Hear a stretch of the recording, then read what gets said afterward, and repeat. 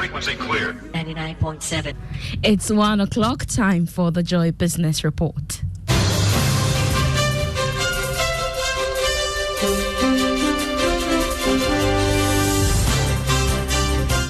In our headlines this afternoon, Ghana makes progress on all key targets under International Monetary Fund program ahead of a major review next month. And Ghana Stock Exchange targets about 50 corporate institutions to the bond market, a move that will enable them have capital at lower interest rates. And also, Public Utilities Regulatory Commission pledges to address tariff hikes, concerns raised by Ghana Hotels Association after a protest march.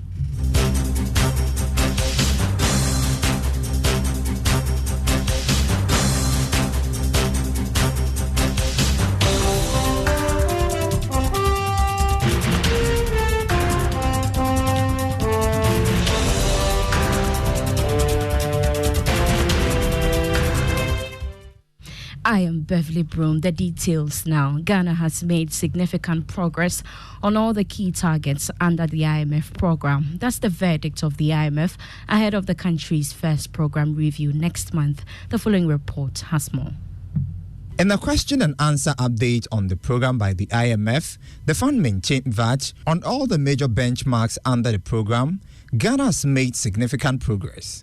One can talk about restoring macroeconomic stability, laying the foundation for higher and more inclusive growth. On the monetary side, the IMF also praised the Bank of Ghana when it comes to measures taken to control inflation, as well as full implementation of the zero financing of government. The IMF also welcomed what it described as a solid plan that the Bank of Ghana has designed to ensure that there is financial sector stability. The IMF again revealed that government is making some significant progress when it comes to reaching a deal with the external creditors, when it comes to restructuring their debt after concluding the domestic debt exchange program. For some analysts, this verdict by the IMF may give some strong indication that Ghana may be able or is on track to pass this IMF program review. This could pave the way for the release of some $600 million to Ghana before the end of this year. That was a Business Desk report. Now, a senior finance lecturer at the University of Cape Coast, Seiram Kawo, has urged the government to prioritize the needs of the country to address the worsening operational risk. According to him, some fiscal policies implemented by the government accounted for the worsening of Ghana's operational risk. The Economist Intelligence Unit ranked Ghana among 16 African countries with worsened operational risk between the end of 2022 and mid-2023. Speaking to Joy News, Mr. Kawo said government must act fast to create a favorable environment for businesses.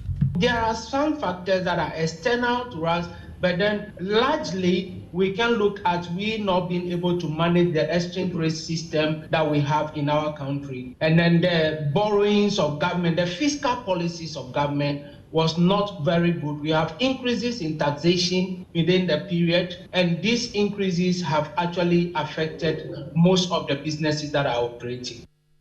That was senior finance lecturer at the University of Cape Coast, Seiram Kawo. The Ghana Stock Exchange has targeted about 50 corporate institutions to the bond market, a move that will enable them to raise additional debt capital at lower interest rates. Presently, only 13 corporate institutions trade on the Ghana fixed income market.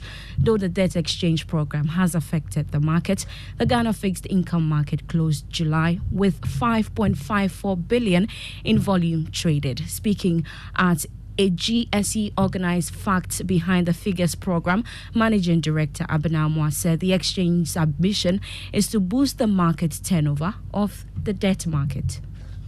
We also want to flag the corporate notes and the corporate bond market. Currently, so far we've had about 13 corporates tap into our fixed income market. We want to grow this number significantly. We want to attract over 50 corporates to utilize our fixed income market and have an additional source of debt capital aside their traditional banking operations. Meanwhile, speaking to shareholders at the Facts Behind the Figures series, the managing director for Leshego Ghana, Niaman Kratete, said the company will spend on only productive areas to save cost. We are just being very prudent about what we actually spend on and focus on spending on the things that give us greater productivity. So if what we want to do operationally does not drive more value for the business, we are very measured in how we spend in that space. But where it drives a lot more value, we focus on that and look at how to ensure that we can extract the most from whatever we spend our money on. So moving on, the Public Utilities Regulatory Commission has assured members of the Ghana Hotels Association that it will address concerns about increases in water and electricity tariffs. The PURC has announced an increase in electricity and water tariffs by 4.22% and 1.18% respectively, effective September 1, 2023. Members of the Ghana Hotels Association embarked on a protest march after briefing the press a while ago. Speaking to the media after engaging the association, the Director of Water Services and Performance Monitoring at the PURC, Emmanuel Fiati, said the concerns will be addressed.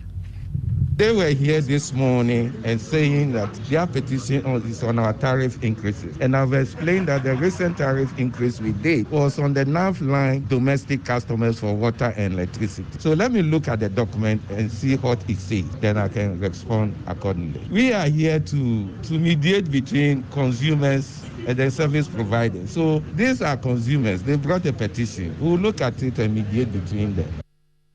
To agriculture now, and the Chamber of Agribusiness Ghana is worried over government's inability to include more youth in its policies for the agricultural sector.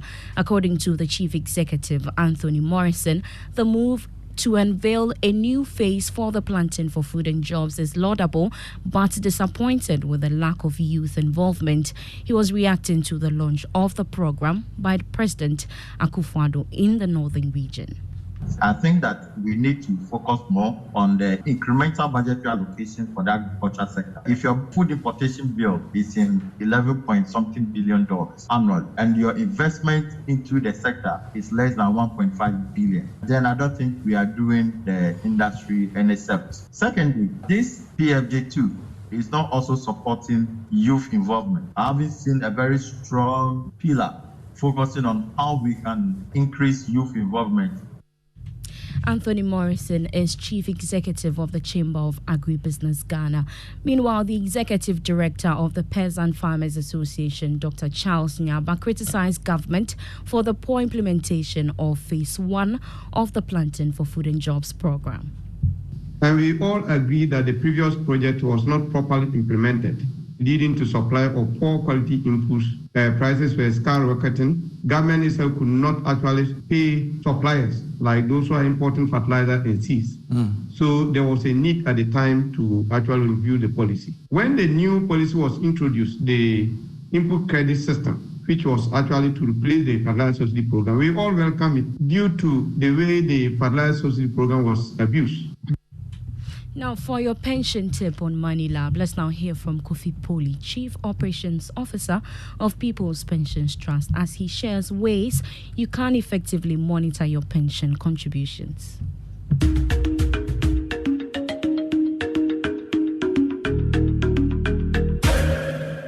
Hello and welcome to Money Lab. My name is Kofi Poli, Chief Operations Officer of People's Pension Trust. We are still on our pension tidbits on Money Lab. In our last episode, we looked at how to plan and retire comfortably in your old age. Today, we are going to give tidbits on how to continuously monitor your pension plan.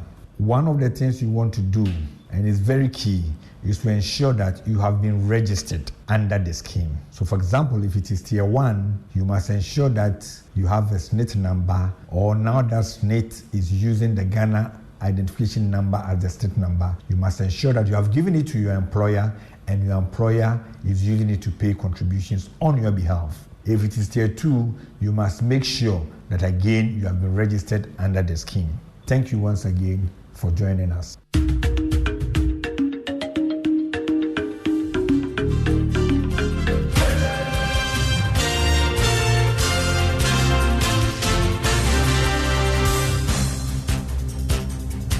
And And that's the end of the Joy Business Report, brought to you by EcoBank, the Pan-African Bank.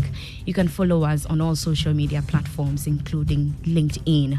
The EcoBank salary account is a special account designed for workers of all income brackets desirous of receiving their salaries through EcoBank. With the EcoBank salary account, you are guaranteed all the benefits of a normal savings or current account, plus many more. EcoBank salary account gives workers free life insurance cover of up to 10,000 Ghana cedi, 24/7 access to cash and e-banking services, internet and mobile banking services, high interest on savings, no minimum balance, ability to save through the EcoBank Save As You Spend, a unique feature that helps customers to save and invest. Remember, the insurance policy covers death, permanent or temporary disability, critical illness, hospitalization, retrenchment, and more. Savings or current account holders at EcoBank do not have to close their existing account to enjoy the numerous benefits of the EcoBank salary account. Just ask your branch to switch your existing account to the EcoBank salary account. Non-EcoBank account holders should approach any EcoBank branch and ask for the EcoBank salary account. Switch your salary account today and enjoy amazing benefits at EcoBank. Call EcoBank toll free on 0800 003225 wherever for further details. EcoBank is the Pan-African Bank. I am Beverly Broom. Thanks so much for your time. Do enjoy the rest of our programs.